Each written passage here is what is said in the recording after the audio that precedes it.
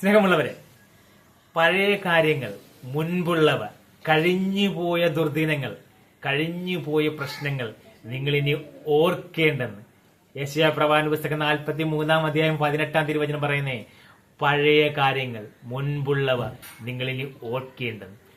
Israel ജനത്തെയും കൊണ്ട് ഈജിപ്തിൽ നിന്ന് വരുമ്പോഴത്തേക്കും ഇനി അങ്ങോട്ട് തിരിച്ചു പോക്കില്ല. ഇനി അവർക്കൊരു പുതിയ തുടക്കമാണ്. പഴയത് നിങ്ങൾ ഓർക്കേണ്ട. നോഹയുടെ കാലത്തുണ്ടായ ജലപ്രളയത്തിന് ശേഷം ഒരു പുതിയൊരു തുടക്കമാണ്. പഴയതിനി നിങ്ങൾ ഓർക്കേണ്ട.